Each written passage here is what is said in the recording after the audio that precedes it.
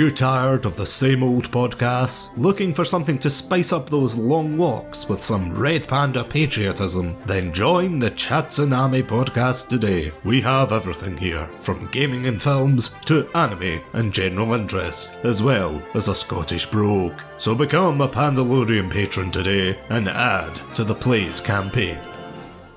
Okay, enough of the dramatic opening. If you've read the title, then you'll know exactly what I'm going to be talking about. And for those long-term listeners out there, you'll definitely know my fondness for a little series you might know called Starship Troopers. From its over-the-top satire to its visual effects, it's been a somewhat guilty pleasure for me. My interest was further piqued by the 2023 game Starship Troopers Extermination. And while I loved diving into the world through the lens of the mobile infantry, I felt there was a lot still left to be desired. But around the same time of its release, there was a similar game that ironically enough flew under my radar, and it wasn't until February of 2024 that Helldivers 2 made itself known to the world. But what makes this game so special was the deal with explosions and eagles, and why are so many people talking about creeks? Well, grab your cape, citizen, and get ready to drop into this episode of Chatsu Shorts. On first glance, Helldivers 2 appears to be an amalgamation of various sci-fi franchises such as the aforementioned Starship Troopers and somehow the Warhammer 40k universe as well, but all of the clips online do little to prepare you for what to expect before dropping into basic training. And yes, before you ask, I am part of the elite group that did indeed die to the turrets in the tutorial because I wasn't paying attention. But after getting by that incredible opening, the first thing that I noticed was just how gorgeous this game looked. From its opening propaganda reel praising the glory of Super Earth to standing on the bridge of a dreadnought looking below at a planet that resembles more of an intergalactic chessboard than anything else. That is to say, if the pieces in chess attacked you every so often and made ungodly shrieking sounds like a town centre on a Saturday night. As a newly christened Helldiver, you're tasked with spreading managed democracy to a diverse range of planets, from arid deserts and frozen tundras to barren wastelands and darkened forests, adding to the already numerous tasks that you are given to complete by the authorities of Super Earth. There are two frontiers that you must fight against, the metallic automatons of the west and the brutish bugs of the east. Both carry their pros and cons depending on one's playstyle, and it's amazing how one simple change can keep things fresh. To clarify, the automatons are this universe's Terminators, a robotic horde who shoot back from their factories, billowing out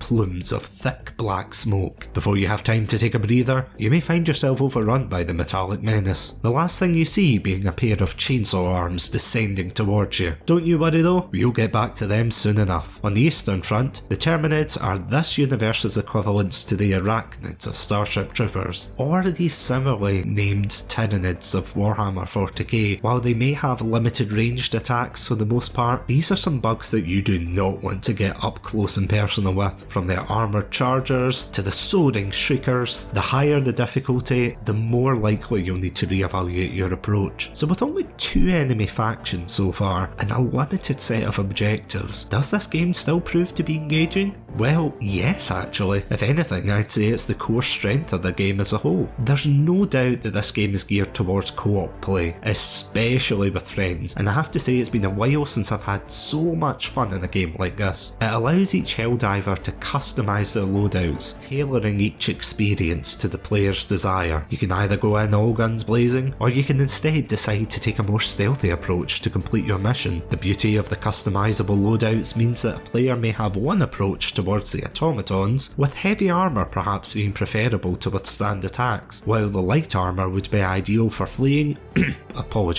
tactically retreating from swarms of Terminids. This is further enhanced by the inclusion of special abilities called stratagems, which allow players to call in assistance from specialised weaponry to orbital bombardment. So if you hear someone utter the word Eagle and Helldiver in the same breath, then unfortunately they aren't professing their love of avians, explosions, but instead a desire to create the biggest danger close explosion known to Super Earth. And yes, I too am one of those players, but if you do not time it right, then you could be leaving your whole squad wide open to an attack. As for the gameplay itself, it feels fluid and responsive, but at the same time challenging enough to make you question everything you knew about the genre. For example, prematurely reloading your gun will waste bullets, meaning that while you may have a full magazine now, you may be out of luck when your enemy swarms you later. This contrasts greatly with previous shooters such as Call of Duty, where reloading after every kill is usually the optimal move. The game also gives you the ability to sneak by enemies, and while not exactly the most popular of approaches, it can be handy when you're trying to reach objectives unscathed. But above all, one thing that I adore about this game is just how different every mission feels. In some missions, you could bulldoze your way through tasks with ease, culminating in a somewhat lacklustre finale as you get evacuated without so much as a stain on your cape. But for every one of those missions, there are 100 more that will forever be remembered. From evading the fire tornadoes of Hellmire to the fierce foliage of Malevolent Creek, you will never have the same experience twice, and this is punctuated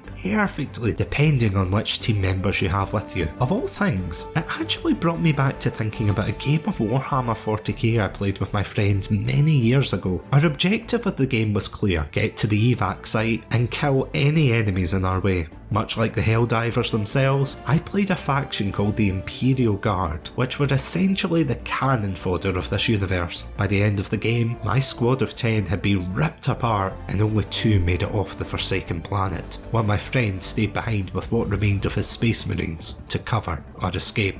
The reason I make such comparisons isn't to disparage or ridicule Helldivers. If anything, the fact it reminds me of franchises I enjoy is somewhat welcoming and actually endears me to the world building that is being presented. And while I'm sure Arrowhead Game Studios were taken by surprise by the sudden success of the game, they have certainly capitalised on this by creating a galaxy that can evolve and change based upon the actions of the player. Enter the enigmatic Joel, the person in charge of controlling how the universe of Helldivers evolves, much like the Game Master of a Dungeons & Dragons campaign would. As of writing this review, a major order was passed down to wipe out the automaton threat once and for all. While players were given 24 hours to complete this mammoth task, they did it in 5, and with that, many players who had been entrenched in the western front of Super Earth's war against the Metallic Menace were left without purpose. It's not something I've seen much of in gaming, if at all. The fact that player action can change the whole course of an online games world in such a short time was something to behold. Fortunately for all the hell-diving tin openers out there, this decision was somewhat reversed when it was revealed that a bigger automaton force were on the horizon, thereby reintroducing them into the story. This proves that both developers and players are on a somewhat ever-evolving journey of balance, with one side trying to maintain order while the other side seeks to turn the tide of balance. It has been fascinating watching things change over time, but unfortunately, Helldivers 2 has some faults that I should probably address. While I could go on about some minor glitches I've encountered, or the unfair damage that some enemies dish out, the main problem that ironically enough even Joel would not be able to fix is the small group of players ruining it for everyone else. Between team killing to purposely victimising lower leveled players, it's something that I've been fortunate enough not to encounter much during my own time playing, but nevertheless it is still prevalent. This was also exacerbated when players who wore a commemorative cape for the capture of Malevolent Creek were shot on sight by players unhappy with the speed in which it was captured. Toxicity is always going to be a thing in online gaming, and to complain about it may very much be a water is wet type statement. Nevertheless, the irony of a game being portrayed as perfect when it has some very obvious flaws is not lost on me. One final thing I want to bring attention to is the sheer dedication that Arrowhead Game Studio has brought to this game, setting a high standard that many game developers should take note of. From their constant patches and transparent admissions to faults still ongoing, one would never know that this game is indeed the work of an indie gaming studio, and despite their high profile publishers, Sony, who also fund the game, it's surprising that they've been so keen in delivering such an impactful experience for gamers. I'm must admit, when I saw that they introduced a microtransaction shop, I feared the worst, that this would somehow be the catch that I would be blindsided by. And while I'm not a fan of them generally, the in-game currency is indeed attainable by just playing the game, and the choices are mainly for extra armour, not attainable in the game's battle pass. But even with the battle pass, the currency for it labelled as medals are purely earned by playing key missions and completing major orders. As of recording this episode, I have never felt that it is predatory like so many other games before it, from Call of Duty to Halo's obnoxious and utterly ridiculously priced bundles. There is little selection that is constantly rotated, and you never have that sense of FOMO.